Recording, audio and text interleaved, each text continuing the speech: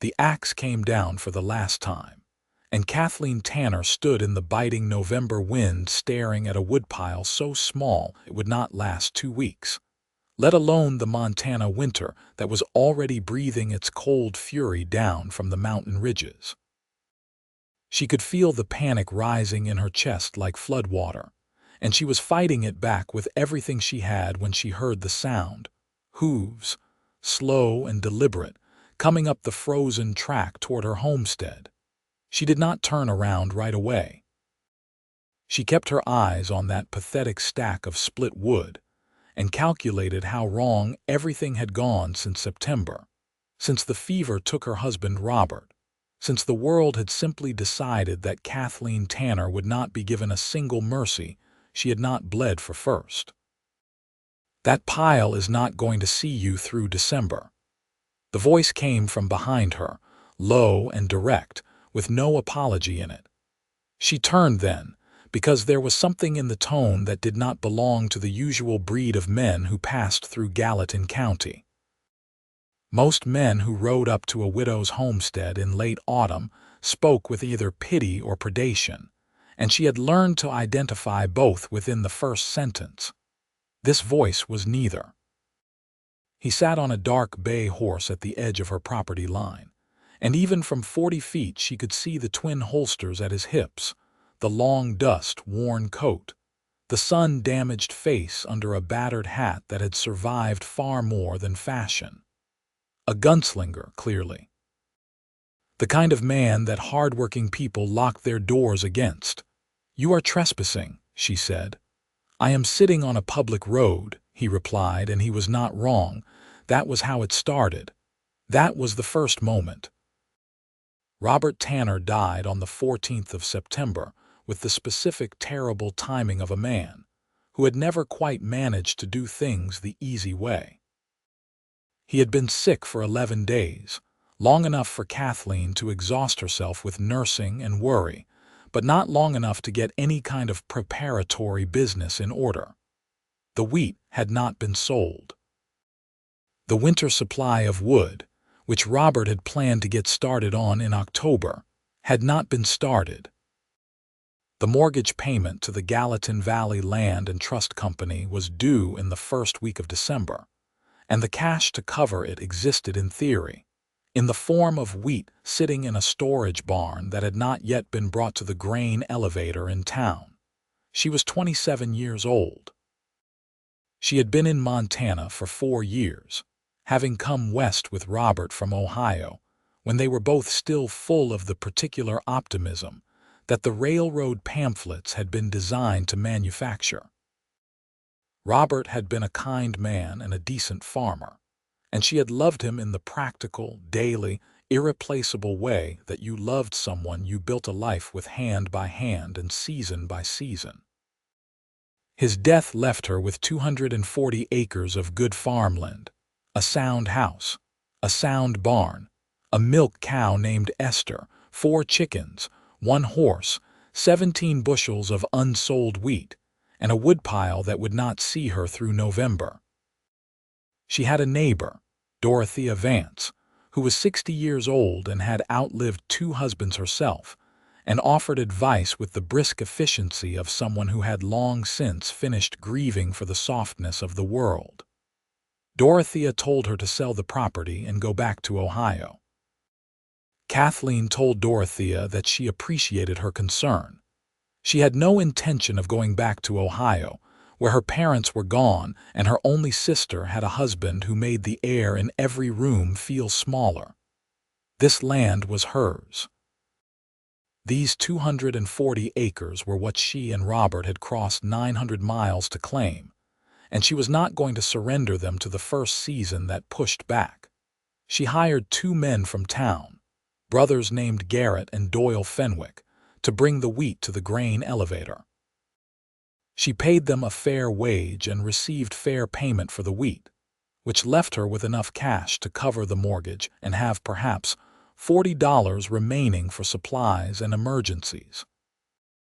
What it did not leave her with was enough time or strength or available men for hire to deal with the wood situation, because the Fenwick brothers were already committed through November to the larger Haverson operation north of town, and the other able-bodied men she inquired after were similarly occupied in the crunch of the late harvest season.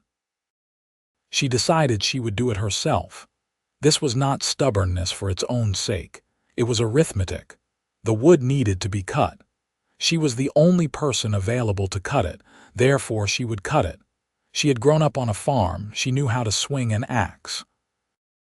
What she had not fully accounted for was the sheer volume of wood that a Montana winter demanded, the difference between a cutting job and a splitting job, and the way that grief, even grief that you were managing quite efficiently, had a way of hollowing out your arms and legs in the hours when you needed them most.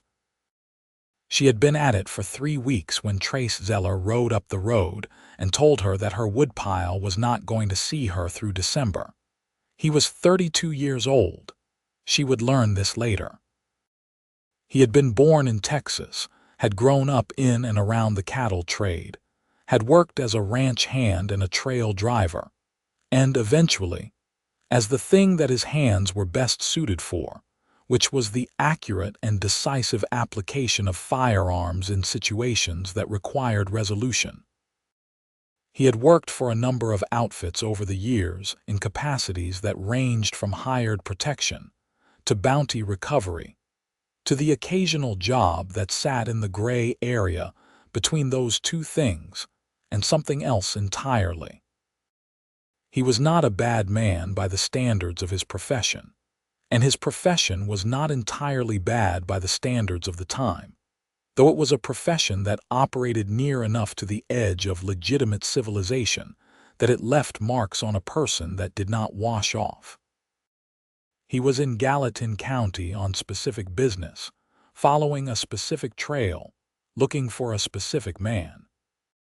The man's name was Calvin Drover, and Drover was a killer and a thief who had last been reliably sighted moving northeast toward the Yellowstone country, which had brought Trace up through the valley along the road that passed by Kathleen Tanner's property on a cold morning in the second week of November. He had not intended to stop. He was not in the habit of stopping at homesteads.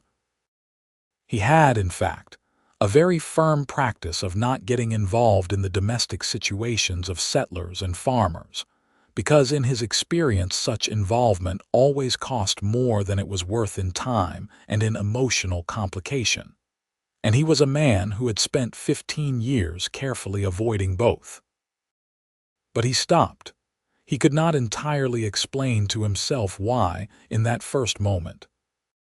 He looked at the woodpile, and he looked at the woman standing in front of it with an axe handle in her hands and posture that was both fierce and exhausted in equal and heartbreaking measure. And something in the machinery of his chest produced a sensation he had not felt in a long time and did not immediately have a name for. "You are welcome to keep riding," Kathleen said.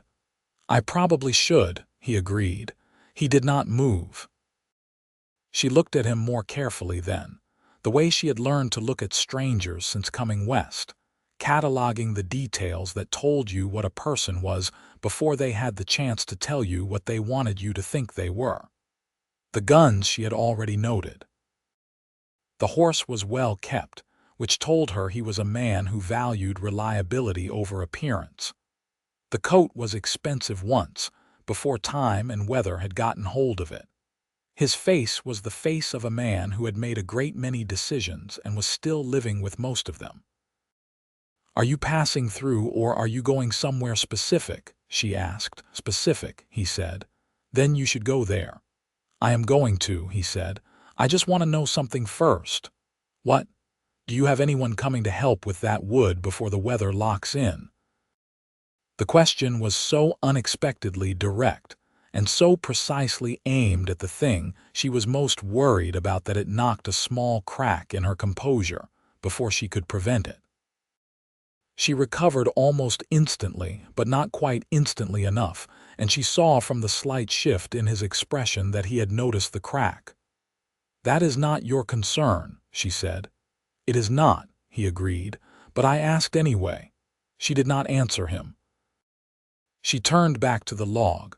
She had been splitting and drove the axe down with the kind of force that was partly about the wood and partly about the particular frustration of being seen too clearly by a man she did not know. He sat on his horse for a long moment, watching her work. She had good technique, he noted. She knew what she was doing. The problem was not technique. The problem was volume and time and the way that a person working alone could only generate so many hours of productive labor before the body began to subtract from the effort rather than add to it. "That axe handle is cracked," he said. She stopped. She looked at the handle. It was cracked, a hairline split running along the grain that she had been aware of for 4 days and had been telling herself was not serious enough to worry about yet. "Thank you for the observation," she said, in a tone that suggested she did not thank him at all. "If it goes while you are mid-swing, it can take your hand a bad direction," he said. She set the axe down deliberately against the chopping block. She turned and faced him with her arms crossed, and the kind of patience in her expression that was the last layer of patience, the kind that comes just before no patience at all. "I am going to ask you one time what it is you actually want, and depending on your answer, I am going to either invite you to water your horse and be on your way, or I am going to go inside and come back out with a rifle," she said. "What do you want?" He looked at her steadily. "A cracked handle, a woodpile that will not last 3 weeks, and a Montana winter that is going to arrive in force by the end of the month," he said. "I am wondering what your actual plan is." "My actual plan is my own business." "That is fair," he said. "I am not trying to get into your business, madam. I am just—" He paused, and she had the distinct impression that whatever he was about to say was something he was deciding to say against his better judgment. "I am just having a hard time riding on." There was something in that admission that disarmed her more than any amount of charm or pretense would have managed, because it was honest, and honesty, in her experience, was the thing that most people on the frontier either lacked or carefully rationed. "You are a gunfighter," she said. It was not a question. "Among other things," he said. "You know how to split wood." He looked at her with something shifting at the back of his dark eyes that might, in a different man in a different context, have been amusement. "I know how to split wood," he said. She looked at the woodpile. She looked at the sky, which had the flat gray quality of a sky that was storing weather for future delivery. She thought about the mortgage, about the cracked axe handle, about the way her right shoulder had been aching since Tuesday. "There is a spare axe in the barn," she said. "It has a sound handle. If you want to work for your supper, you are welcome to work. If you want something else, you should keep riding." "Just supper," he said. "Then get off your horse," she said, and turned back to the chopping block. His name, when he provided it, was Trace Zeller. She told him her name was Kathleen Tanner. He unsaddled his horse in her barn with the efficiency of a man who had done it 10,000 times, made sure the animal had water and hay, and came back out to the woodyard with the spare axe in his hand. And for the next 3 hours, they worked in near silence side by side. And the woodpile grew at a rate that Kathleen had not managed in any of the 3 weeks she had been working alone. She watched him work from the corner of her eye, and admitted to herself that he was formidably capable with an axe, which surprised her slightly and should not have, because a man who had spent any time on the range or trail before transitioning to the gun trade would have split his share of wood around 1,000 campfires. He worked methodically, without waste, placing each log and reading the grain before he swung, and the rounds split clean and even under his axe in a way that was quietly satisfying to watch. He did not talk while he worked, which she appreciated. She had no energy for the kind of conversation that required performance. When she called a break to go inside and start supper, He stacked what they had split and came to the porch and washed his hands in the basin she provided and sat on the step and drank the cup of water she offered and still did not talk, which she also appreciated. Supper was salt pork and boiled potatoes and cornbread and strong coffee, which was a better meal than he had eaten in 5 days of trail food, and he said so plainly, without flattery, and she believed him. "You said you were going somewhere specific," she said, when the coffee cups were between their hands and the fire in the hearth was doing what fires were meant to do. "I am tracking a man named Calvin Drover," he said. "He has been moving northeast. I have been following him since Wyoming." "What did he do?" He was quiet for a moment, and she recognized the quality of that silence. It was the silence of a person deciding how much of a true thing to tell. "He killed a family near Cheyenne," he said. "Father, mother, their son. The son was 12 years old. He robbed them and he killed them, and the people he worked for want him found." "You are a bounty hunter," she said. "When the work warrants it," he said. She considered this. She was not naive about what life on the frontier produced in the way of men and moral complexity. She had lived 4 years in Montana. She had seen enough of how the world out here actually operated to know that the rigid moral categories of polite society did not transfer cleanly to a place where law enforcement was sparse and impermanent and justice was frequently a private transaction. "Do you think he came through this valley?" she asked. "I think he skirted it. There is a route north of the Bridger Range that would bring him toward the Yellowstone country without going through Bozeman, where he might be recognized. I am going to pick that trail up tomorrow." "Then you will leave tomorrow," she said. "That is the plan," he said. She nodded and cleared the dishes, and he rose and thanked her for the supper with the same plainness and directness that had characterized everything he had said since he arrived, and went to sleep in her barn on a blanket in the hay, because she was a widow living alone, and she was not going to have him sleep under her roof no matter how direct and capable and honest his eyes were. She lay in her bed for a long time listening to the wind pick up outside, and she thought about the woodpile, which was better than it had been this morning but still not nearly enough. He was still there in the morning. She came out at first light to find him already in the woodyard, splitting rounds by lantern light, and the sight of it produced a feeling in her chest that she instantly identified as dangerous and immediately began managing. She had a category for such feelings. She put this one in it. "I thought you were leaving," she said. "I am," he said. "After I look at what we got done yesterday and figure out what we still need. I can figure that out myself." "I know you can," he said. He set the axe and turned and looked at her with the direct, unself-conscious attention that she had begun to recognize as simply how he looked at things. "But I am going to figure it out with you." She wanted to argue. She found she did not have the particular energy for it that morning.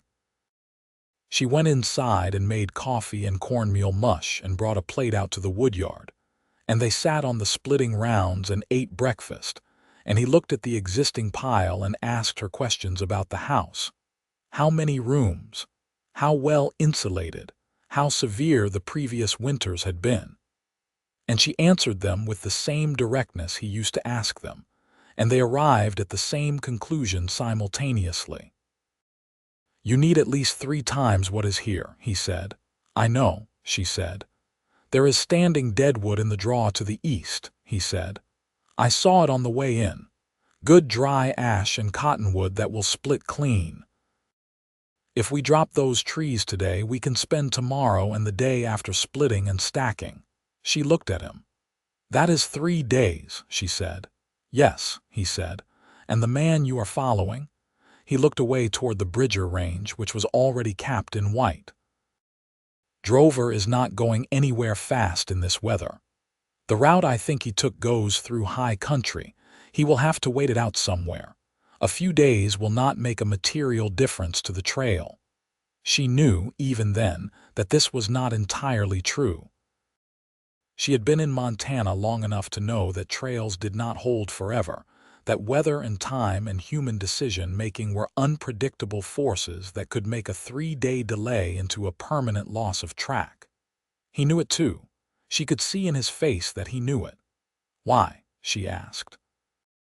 He looked back at her. "Because the woodpile is not enough," he said, "and I am not able to ride on knowing that." The simplicity of it silenced her. She thought about saying that it was not his responsibility, that she had not asked for his help, that she was perfectly capable of managing her own affairs. All of those things were true. She also thought about the mortgage, and the cracked axe handle, and the 3 weeks of solitary labor that had produced a woodpile that would not last until December. And she thought about the winter that was coming, which was not something that could be negotiated with or made to wait. "All right," she said. They worked the entire day in the draw to the east, dropping trees with a 2-person crosscut, saw that she had not been able to use a loan, which was part of why the wood situation had gotten as bad as it had. He was strong, and he knew how to read timber, and the saw moved between them with an efficiency that was almost pleasurable, the kind of rhythm that 2 people find when they are suited to working together, which they apparently were. She did not examine this suitability too closely. She noted it and kept working. They got 3 large ash trees and 2 cottonwoods down and bucked into rounds before the light failed, and they came back to the house at dusk, cold and tired and smelling of sawdust. And she made a pot of beef stew from a small piece of salt-preserved beef and vegetables from the root cellar, and they ate it at the kitchen table. And this time the silence between them was different from the silence of the first night. It had a different texture. It was the silence of people who had spent a day doing hard physical work together and had arrived at a kind of understanding that did not require words. "You have been managing this place alone since September," he said. It was not a question. "Since the 14th, she said. "Your husband, Robert." "Yes." "I am sorry," he said, and it was the version of those words that actually meant something, the version without performance in it. "Thank you," she said. "He was a good man. He deserved more time." "Most good people do," Trace said. She looked at him across the table. "Have you lost people?" she asked. He was quiet. "My brother," he said finally. 8 years ago, he was a deputy in a town in New Mexico. A man walked into the office and shot him for reasons that had to do with a grudge that was 3 years old and mostly manufactured. My brother was 24 years old. "Is that why you do what you do?" she asked. "It is part of it," he said. "The other part is that I am good at it and there is always a need for it. Men like Drover do not stop unless someone stops them." "That is a heavy thing to carry," she said. "It has its weight," he agreed. "So does what you are carrying." She looked at the table for a moment. "I am not going to cry about it," she said. "I want you to know that. I am not made of glass, and I do not need you to be careful with me." "I can see that," he said. "Good," she said. "For what it is worth," he said, "being strong is not the same thing as not having something to grieve." It was the most precisely right thing that anyone had said to her since September, and it went directly through every defense she had constructed and landed somewhere deep and real. And she felt her eyes sting and was furious about it and did not look at him while she collected herself. "I know that," she said when she could say it steadily. "I know you know it," he said, and did not make anything more of it. She respected that more than she could easily say. The next morning he was up before her again, and she came out to find the rounds from the draw already arranged in the woodyard waiting to be split, which meant he had made 2 trips with the horse and sled before first light. She stood in the yard, looking at the volume of work he had done in the dark, and felt something she recognized as affection begin to form in the base of her chest, like the first small stone of what eventually becomes a wall or a house depending on which way you build with it. This was a problem. She was aware it was a problem. She was 27 years old and she had buried her husband 8 weeks ago. And this man was a professional killer, more or less, who was here by accident and was leaving by plan. And the warmth she was feeling toward him was the warmth of someone who had been working alone and grieving alone and fighting alone for 8 weeks, and was now suddenly in the presence of a person who was capable and present and honest. It was not specifically about him. It was about what he represented. She was clear about this distinction. She was not as clear about it as she thought. They split wood all that second day and all of the day after.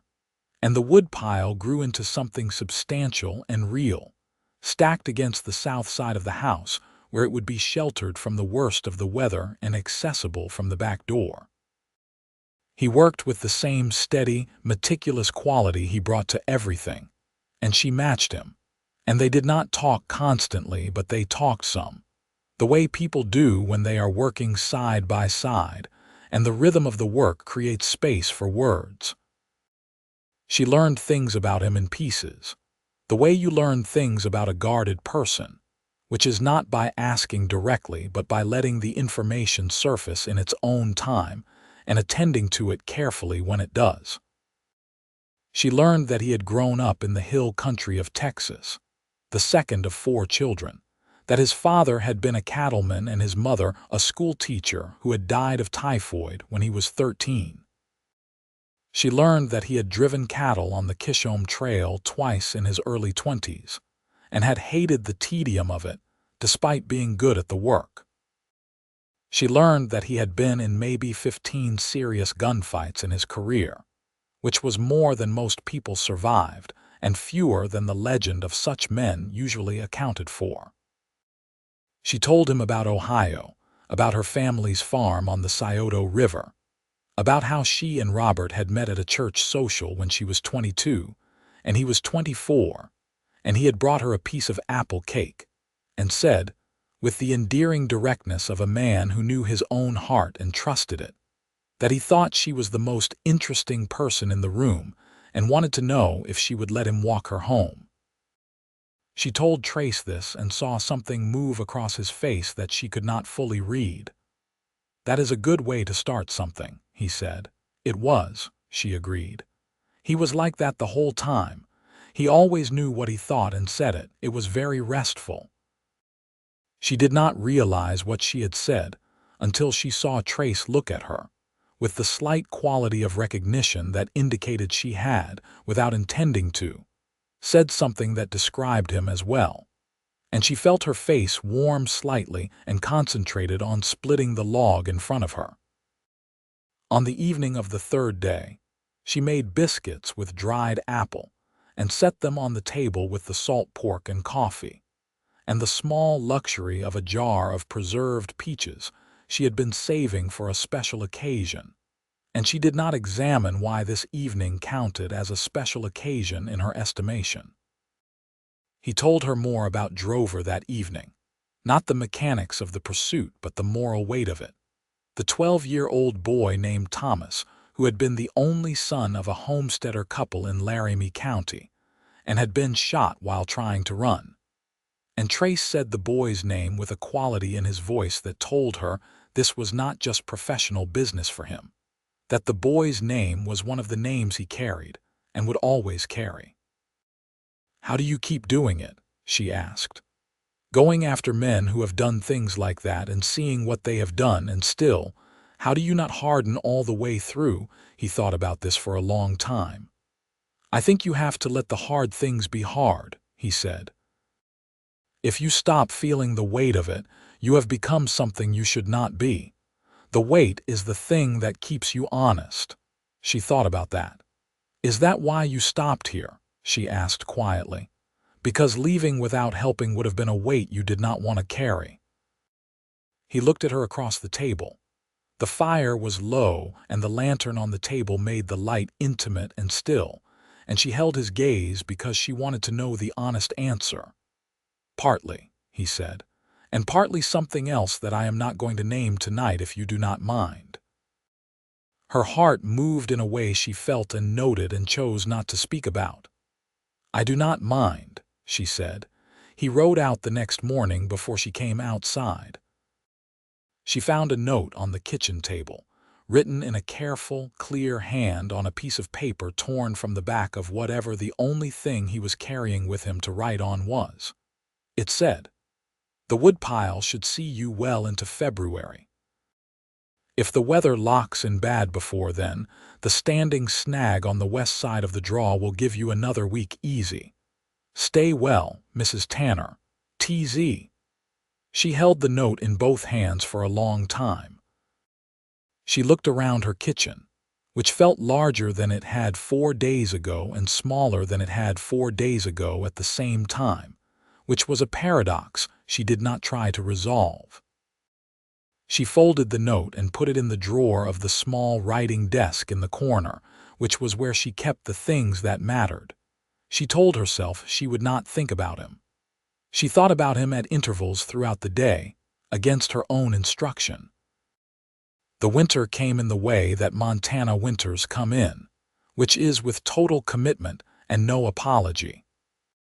The first real snowfall arrived 10 days after Trace Zeller rode north, and it came down for 36 hours and left the valley under 2 feet of white silence that compressed sound and slowed time to the particular pace of a winter homestead. She fell into the rhythm of it. There was plenty to do.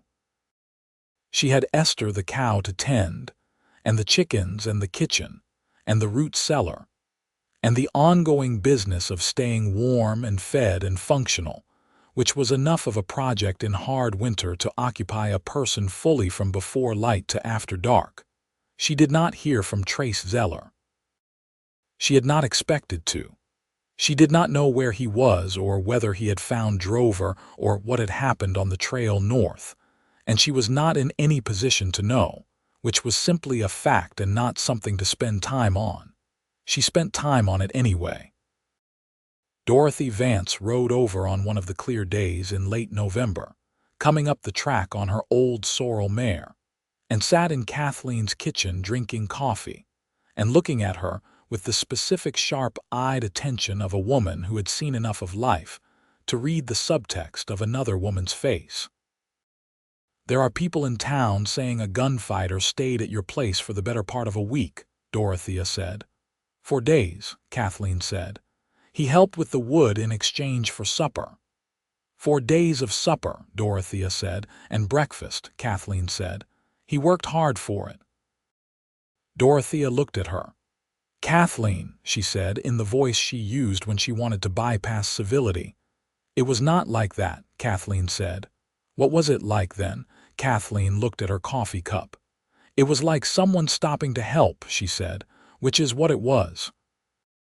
He saw the wood situation and he had skills and he was not in a hurry he could not afford, so he stayed and helped and then he left. That is the whole of it. And did you want it to be more than that?" Dorothea asked, with the precision of someone who already knew the answer and was only asking to make Kathleen say it. "I want a lot of things," Kathleen said. "What I want and what I am going to do about it are different questions." Dorothea looked at her for a long moment. "He is a gunfighter," she said. "I am aware." "Those men do not tend to arrive and stay," Dorothea said. "They arrive and leave. That is the nature of the thing." "I know," Kathleen said. "You are not telling me anything I have not told myself." Dorothea finished her coffee. She put her cup down and wrapped her coat around herself. "You are a young woman," she said. "You had a good marriage and you lost it too soon, and you should not have to be alone on this land. I just want you to be careful who you put your hope in." "I have not put my hope in anyone," Kathleen said. She was partially lying. She recognized it as she said it. December arrived and the mortgage payment was made at the Gallatin Valley Land and Trust Company without incident, which was one worry removed from the pile. She had enough wood. She had enough food in the root cellar to last well beyond February. She had her routines, and she had Esther and the chickens and Dorothea's periodic visits, and the small social life of the church in Bozeman, which she attended on the Sundays when the roads were passable, And all of this was a life. It was a real and sufficient life, and she knew it. The note was still in the drawer of the writing desk. In the second week of December, a man came to her door. He was not Trace Zeller. He was a large, broad man with a red face and the manner of someone who had decided in advance of the conversation how it was going to end.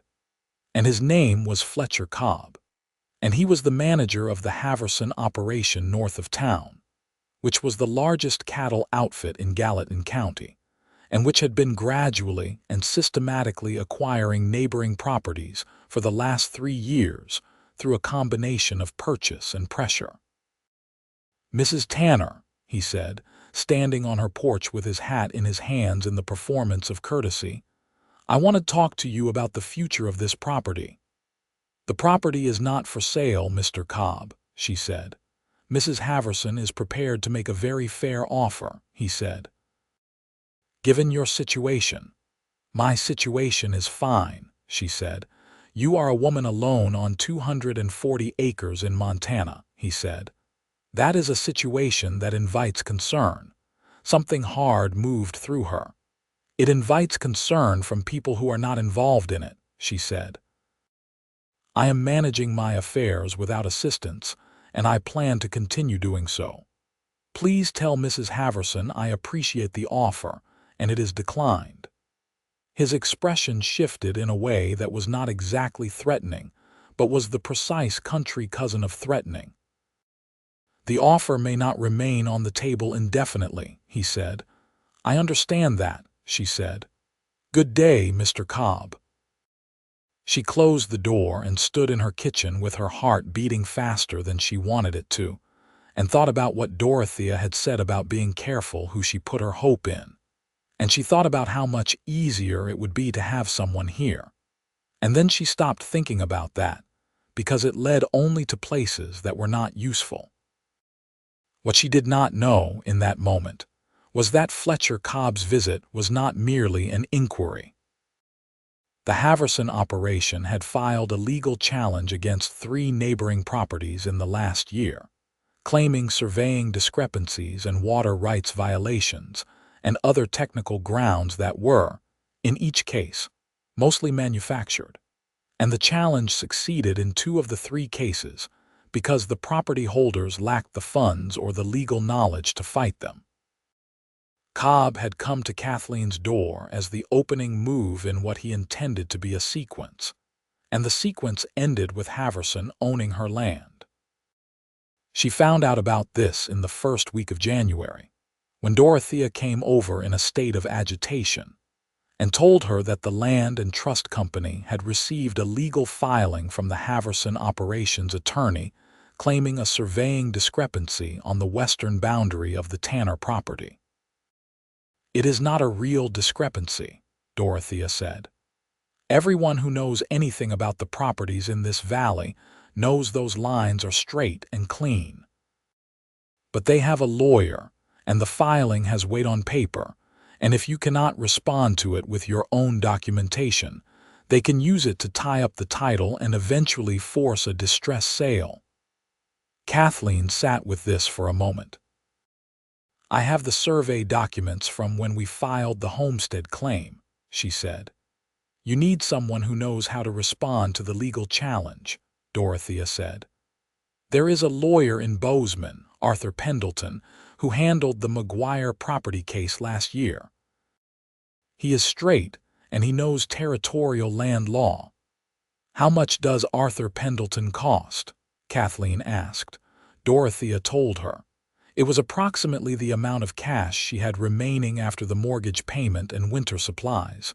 She sat with this too. "There is another thing," Dorothea said, with the specific tone of someone who had been saving the harder information for after the first wave. "Cobb has been talking around town. He has been saying that there are questions about whether you can maintain this property alone, whether it is a sound holding. He is trying to create a reputation problem along with the legal one." "He is trying to make me look incapable," Kathleen said. "And isolated," Dorothea said. so that when the legal challenge comes to the county court, the judge looks at a widow alone on 240 acres and thinks she is in over her head, and a sale to a large established operation makes sensible practical sense. Kathleen stood up and walked to the window and looked out at the snow-covered yard and the stacked woodpile along the south wall of the house, and the barn and Esther's small dark shape in the paddock, and the full stretch of her land reaching away to the tree line. "I will not lose this land," she said. It was the quietest and most absolute thing she had said since September. "I know you will not," Dorothea said, "but knowing and managing the practical situation are two different things." She went to see Arthur Pendleton the following Tuesday, riding into Bozeman on her horse through 3 inches of new snow, and she laid her survey documents on his desk and explained the situation. And he looked at the documents and looked at the filing from Haverson's attorney and told her she had a sound case and that the surveying discrepancy claim was exactly what she suspected, which was largely manufactured, and that he could defend her title effectively. He also told her his fee, which was exactly what Dorothea had reported, and she counted what she had, and it was precisely enough, which meant that once she paid Arthur Pendleton, she would have no financial cushion whatsoever for the remainder of the winter, and if anything went wrong, a sick animal, a broken piece of equipment, an unexpected expense, she would have a problem she could not solve with cash. She paid it anyway. The land was worth more than the security of having money in hand.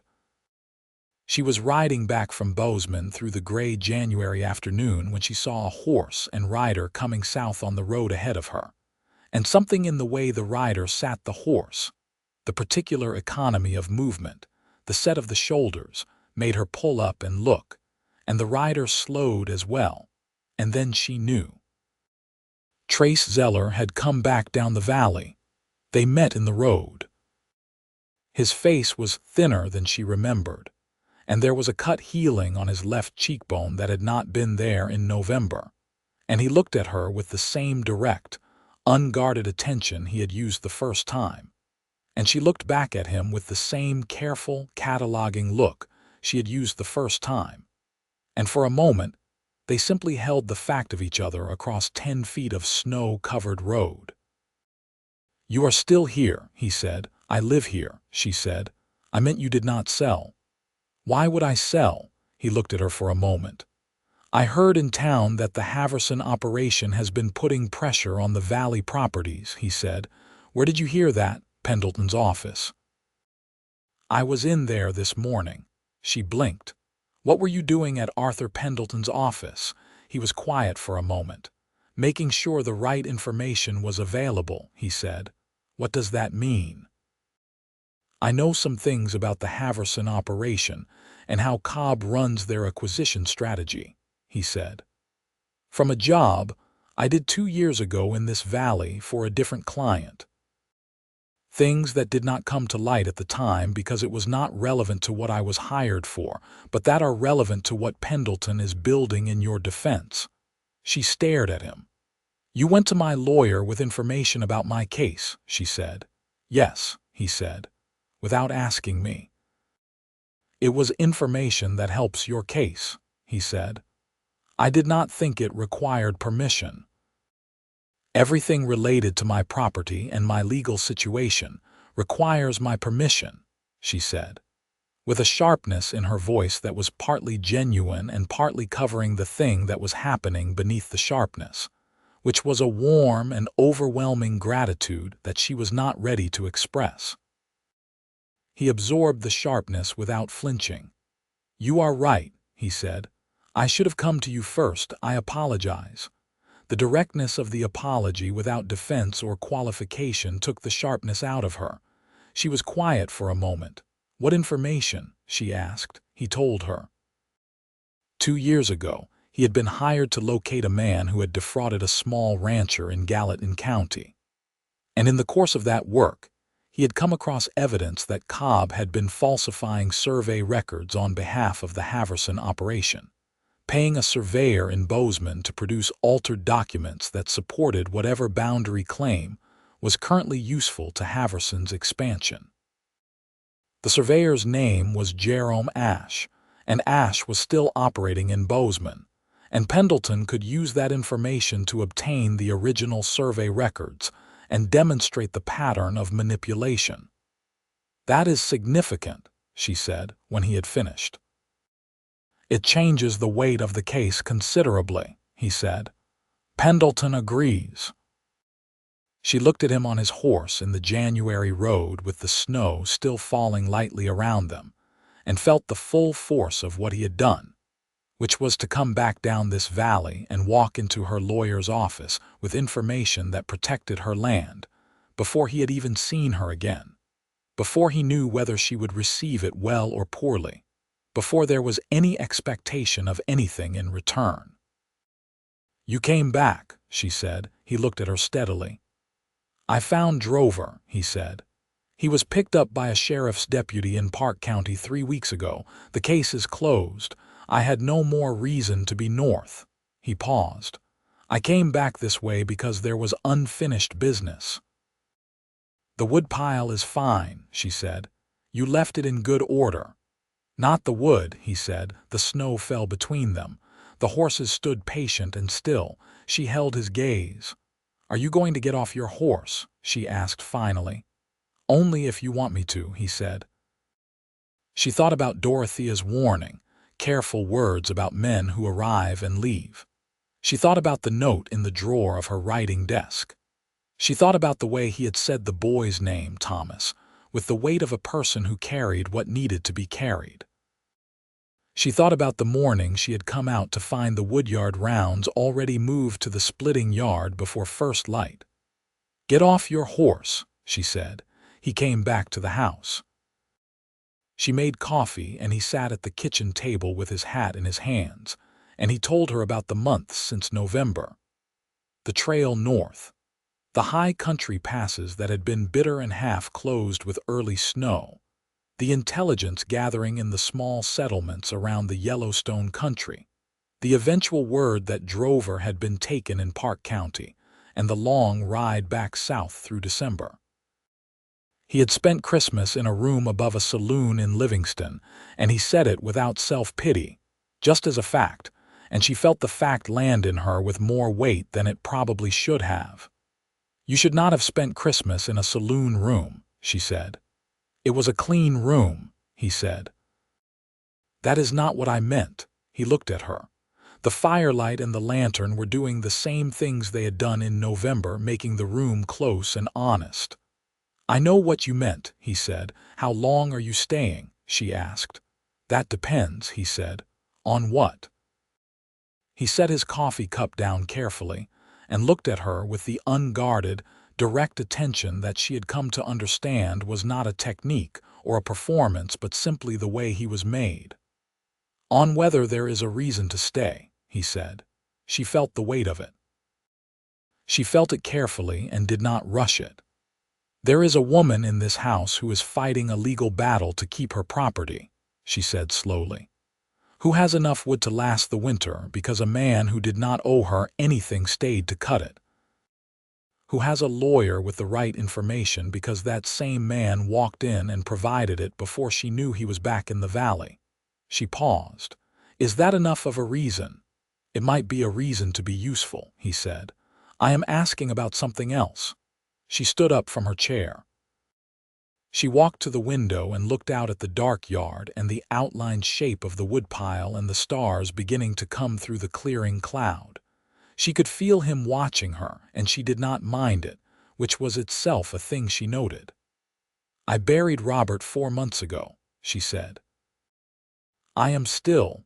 There are still mornings when I reach that part of the day and remember that he is gone, and it is still a shock. Do you understand what I mean?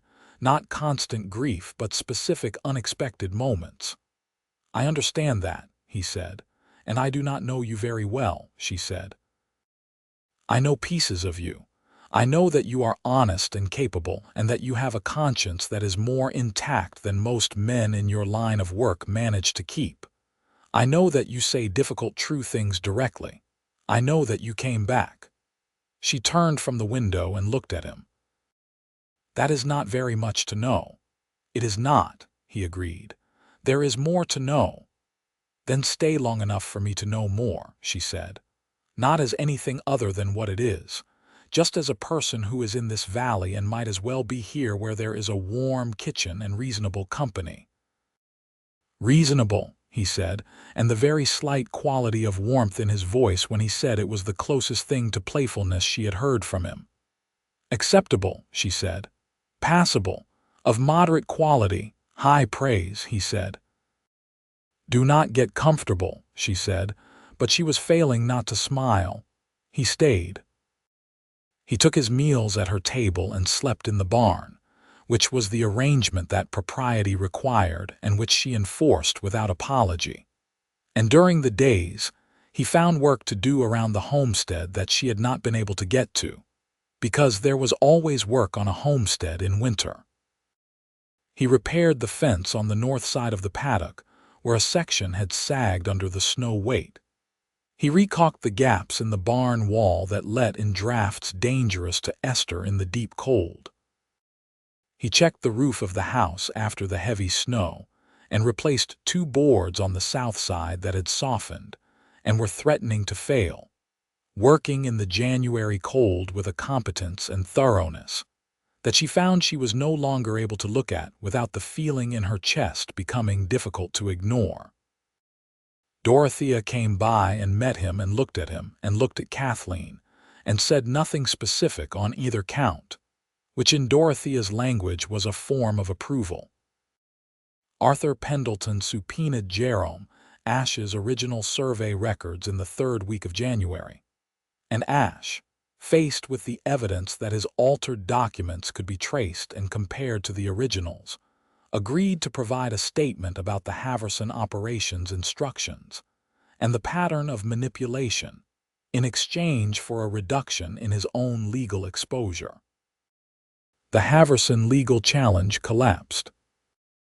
Kathleen's title was confirmed clean and uncontested in a county court proceeding that lasted less than an hour, and she rode home from Bozeman in the late January afternoon with her documented title in her saddlebag, and the particular feeling of having beaten something that had been trying to take something fundamental from her. Trace was in the kitchen when she came in. He had made stew. She had not asked him to and had not expected it, and the sight of it, the normalcy and warmth of it, undid her more efficiently than anything dramatic would have. She stood in the doorway with her coat half off and her eyes full, and he looked at her and said nothing, just held her gaze with the steady, honest attention, and she finished taking her coat off and sat down at the table and said, "We won," and the 2 words came out ragged at the edges with everything they were carrying. "I know," he said. "Pendleton sent word." He set a bowl of stew in front of her and sat across from her and said, "Eat before it gets cold." She ate, and midway through the meal she looked up at him and said, "I need to say something." "All right," he said. "I told you when you came back that I wanted you to stay long enough for me to know more about you," she said. "And you have stayed, and I do know more, and the thing I know most is that I do not want you to leave." He was very still. "I am not saying that to put any obligation on you," she said. "I am saying it because you asked me in January if there was a reason to stay, and I gave you an indirect answer, and you deserve a direct one. The reason to stay is that I have feelings for you that I have been managing very carefully for 2 months, and I am tired of managing them, and I think you have the same ones, and I think we should say so." He was quiet for a long moment. "Kathleen," he said, and the way he said her name was itself a kind of answer. "I know what you do," she said. "I know the life you have been living. I am not asking you to change who you are. I am asking whether you want to be somewhere, whether you want this, whether—" "Yes," he said. It was that simple and that large. "Yes," she said. He reached across the table and put his hand over hers, And they sat like that in the February kitchen with the stew going cold and the fire burning and the woodpile full along the south wall of the house. And the quality of the silence between them was different from every previous quality of silence they had shared, which were all various and all informative. And this one was the best. He kissed her for the first time that evening, on the porch in the February cold, with the stars clear and enormous overhead, and the snow blue-white under the quarter moon. And it was the kind of kiss that comes from two people who have been careful with each other for a long time and are, in one specific moment, choosing to stop being careful. And it was the best February that either of them had spent in a long time. What came after was the difficult conversation, which they had at the kitchen table 2 evenings later with coffee, and the serious, necessary directness that had characterized everything between them from the beginning. He told her the full shape of his life, the contracts he held, the people who counted on him to finish work that was underway, the moral weight of the unfinished cases in his files, the man in Colorado who had burned a ranch house with a family inside and was still free and moving. He told her that he could not simply stop, that the work he did was real work that addressed real evil, and that he was not willing to pretend otherwise or promise her something he could not deliver. She told him that she was not asking him to stop. She told him that she understood the difference between the romantic idea of a man who lays down his guns and the actual man in front of her, and that she had no interest in the romantic idea, only in the actual man.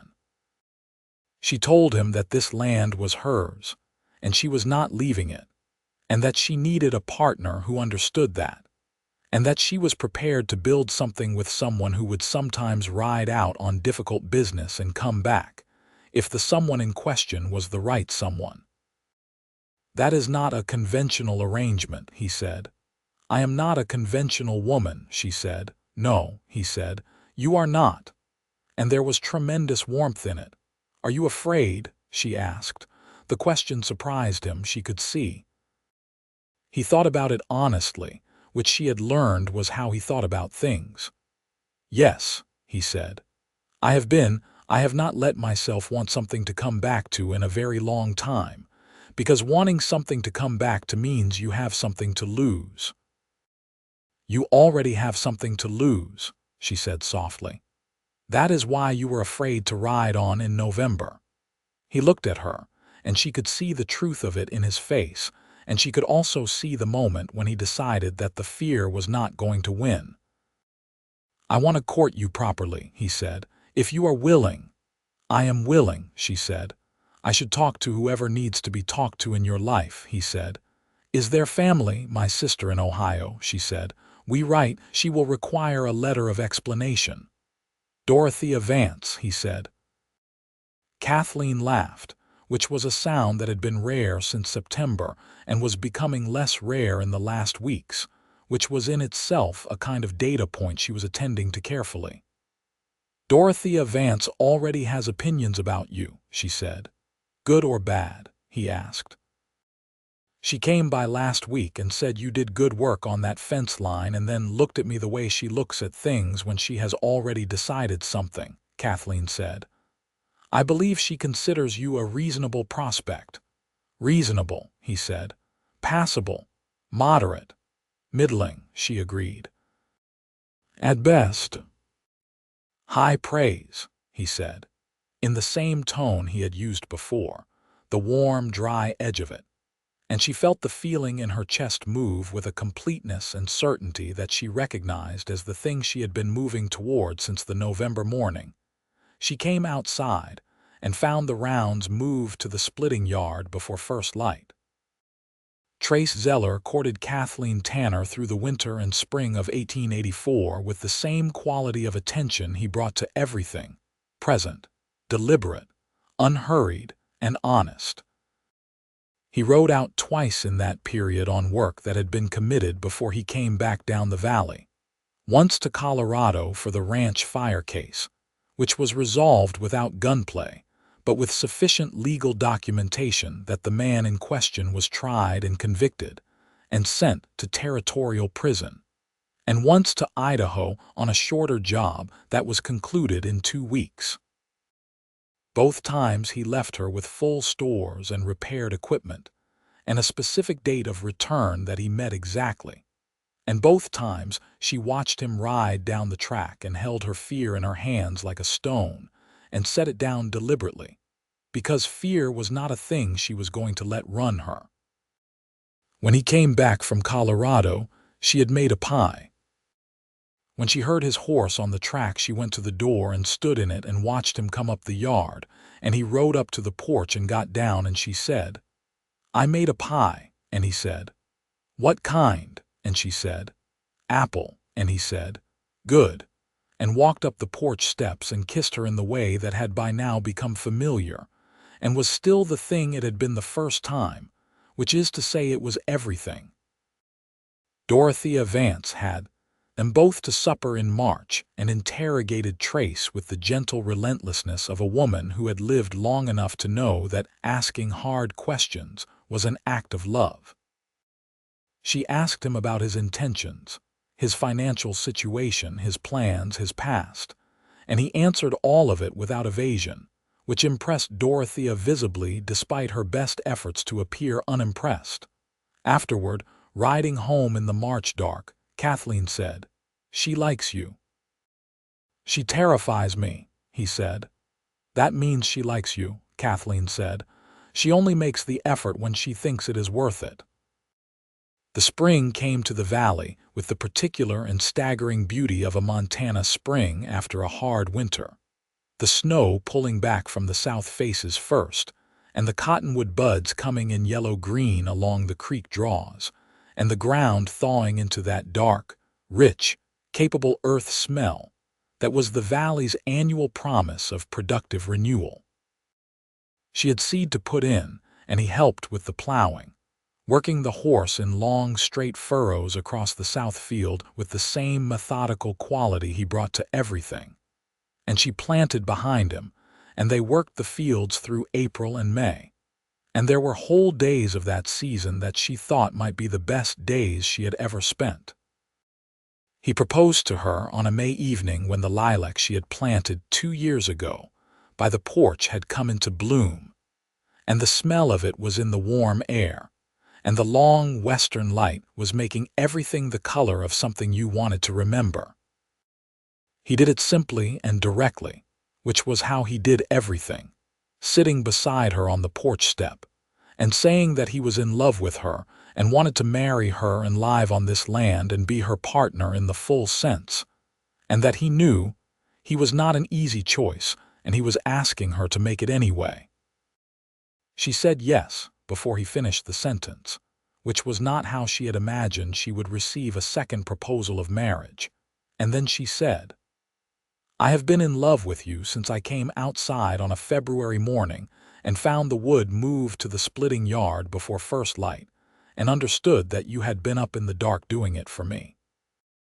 "That was November," he said. "I know when it was," she said. "You managed it very well for a long time," he said. "I manage things very well," she said. "It is one of my best qualities." He put his arm around her, and she leaned against him in the lilac-scented evening, and they were quiet together, which was the best version of together they had been practicing since November and had gotten very good at. The summer was full and working and joyful in the specific way that summer on a productive farm is joyful when you are not carrying it alone. He was a serious and capable farmer when the situation called for it, which surprised exactly no one who had watched him work the woodyard. And the wheat came in well that August and was sold at good price, and the fall found them in a financial position that was considerably more sound than the previous October had been.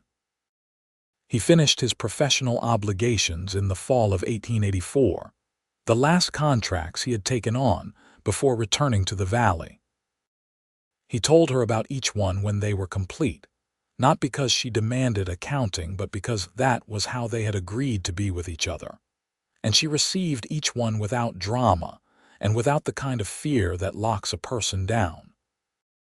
He told her that he had made inquiries about taking on a role with the newly established Gallatin County Sheriff's Office, which was expanding its capacity and needed men with specific experience, and that he had talked to the county sheriff, a straight man named William Garrett, no relation to the Fenwick brothers, who was interested in him as a deputy and possible undersheriff. "Is that what you want?" she asked. "It is work I can do well and come home from," he said. "And the law in this valley is still thin enough that the work matters. It is not so different from what I have been doing. It is just done with a badge and a salary and a defined jurisdiction." "And you come home from it," she said. "Every night," he said. She looked at him. "Then yes," she said, "if it is what you want." "I want to build this life with you," he said. "That is what I want.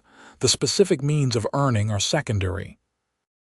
He was appointed deputy sheriff of Gallatin County in October of 1884, which was a year and 1 month from the day he had ridden past her property, and stopped for a reason he could not fully explain. The badge was a plain silver star, and he wore it with the same unflashy directness he wore everything. The winter of 1884 was easier than the winter before it, which was partly because of preparation and partly because of company, and she was never cold in the ways that had mattered most the previous year. They had evenings at the kitchen table with books, and the fire and coffee and conversation that ranged widely and was never performative. And they had the particular domestic intimacy of two people who have discovered that they genuinely like as well as love the person they are sharing a life with, which is not a given and is more valuable than it sounds. In the spring of 1885, Kathleen told him that she was expecting a child. She told him over breakfast, setting down her coffee and looking at him directly across the kitchen table, and his face went through several things in rapid succession: surprise, then something deep and serious, then a warmth so complete and full that she felt it across the table like heat from a well-stoked fire. He reached across the table and took both her hands in his and did not say anything for a moment, and then he said, "Are you well?" "I am perfectly well," she said. "I am healthy and capable, and the pregnancy is not a catastrophe, Trace. It is good news." "It is extraordinary news," he said. "So stop looking at me as though I am made of glass," she said. "I am not. I do not think you are made of glass," he said. "I think you are the strongest person I have ever known. I am just—" he paused. "I am very, very happy." "Good," she said. "So am I." Their son was born in the first week of October, 1885, delivered by the midwife from Bozeman in the bedroom of the house on the homestead, while the October wind moved through the valley outside, and the cottonwoods burned yellow along the creek. He was a healthy, loud boy with dark eyes and a prodigious opinion of his own requirements, and they named him Robert James Zeller, Robert for the man who had first built this home and who deserved to be remembered in it, and James for Trace's brother, whose name he carried the way he carried all the necessary weights, faithfully and without complaint. Trace held his son for the first time in the bedroom while Kathleen rested, sitting in the chair by the window with the baby wrapped in a blanket, and his face was entirely unguarded in a way that she had seen only a handful of times and loved each time completely. He looked down at the boy with the expression of a man encountering something larger than he had prepared for, and then he looked up at her, and there was nothing in his face but love, plain and full and requiring no management at all. "Robert James," he said. "You like it?" she asked. "I love it," he said. "I love him. I love you." "I know," she said. "I know all of that." She reached out and touched his hand where it held the baby. "I have known for a long time." The homestead thrived. The 240 acres were productive and well managed, and Trace's work with the sheriff's office gave them a stable income that supplemented the farm revenue. And by the summer of 1886, they had improved the barn, added a room to the house, and begun planning the construction of a proper smokehouse that Robert Sr. had always intended and never gotten to. Dorothea Vance was a constant presence and a devoted honorary grandmother to young Robert, who was already beginning to develop the directness and focused intelligence of both parents, which promised to be either magnificent or exhausting, or very possibly both. Arthur Pendleton told them over supper one evening that the Haverson operation had sold off half its acquired valley properties, following a dispute among the Haverson heirs about the direction of the business, and that Fletcher Cobb had left the county for reasons that were related to the legal consequences of the surveying manipulation that Pendleton had exposed in the defense of Kathleen's title. The case had had repercussions beyond the immediate challenge, which was the way of true injustices when they were properly documented and pursued, and Kathleen received the news with a satisfaction that was neither gloating nor small, but was real and completely warranted. In the autumn of 1887, their second child arrived, a daughter this time, born in September, also healthy and loud in the particular way that seemed to be the house's standard for new arrivals. They named her Clara, which was the name of Trace's mother, the schoolteacher from Texas who had died young and was not given enough time. And Trace said the name when they agreed on it in the same way he said his brother's name, with the weight of someone who carries what needs to be carried, and Kathleen loved him for it the way she had loved everything about him that was honest about its own gravity.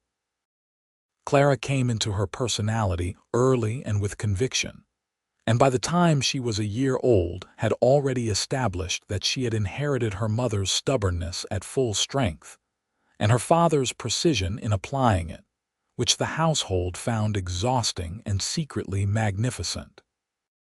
The life they built filled out in all directions. Trace rose to undersheriff of Gallatin County by the spring of 1888, a position that suited him, and that he occupied with the same unpretentious directness with which he occupied everything. The valley came to know him as a man of specific and reliable quality, the kind of law that did not look for trouble but did not make the mistake of avoiding it when it arrived, and the kind that people felt was genuinely on their side rather than on the side of whichever property interest was largest and most connected, which had not always been the case with Gallatin County law. Kathleen continued to run the farm with an efficiency and innovation that made her a resource for other valley settlers, particularly women who were managing properties alone or in difficult circumstances, which was not an uncommon situation on the Montana frontier, and which she addressed with the practical, unsentimental generosity of someone who had been in the difficult circumstance herself and knew what it actually required. She helped 3 women in the valley in the years following her own fight for her land, providing advice, practical assistance, and in 2 cases, the use of Trace's connections within the legal system to protect titles that were under unjust pressure. She was not naive about injustice. She had seen enough of it, and had been targeted by a particular version of it herself, to understand that the frontier's promise of equal opportunity was substantially more available to some people than to others, and that the women and the settlers without large operations behind them bore a disproportionate burden of the frontier's rougher aspects.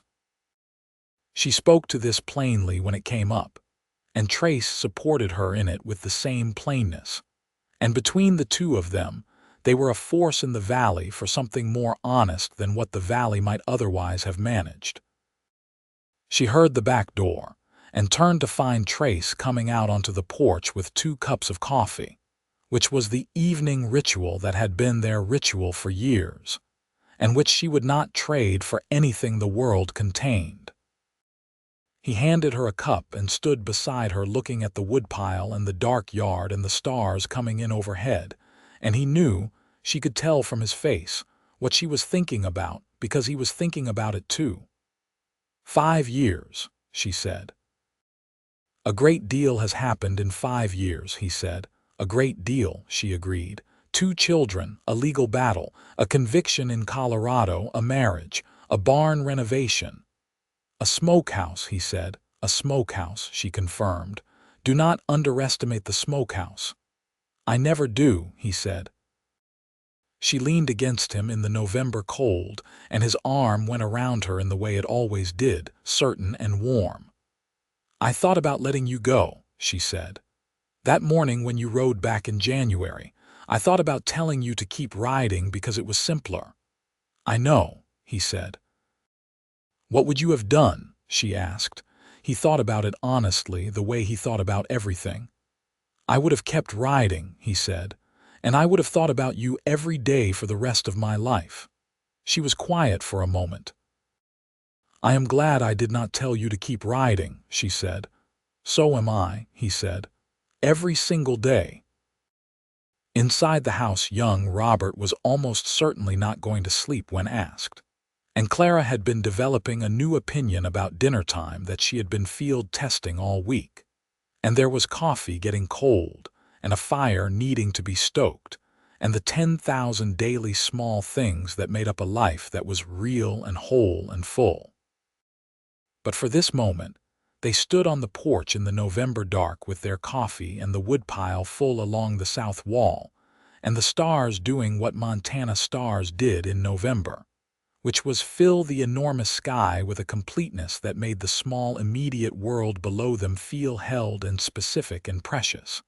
And it was enough, and it was everything, and it was theirs. The stubborn gunslinger had refused to ride out until he knew she had enough wood to last the winter.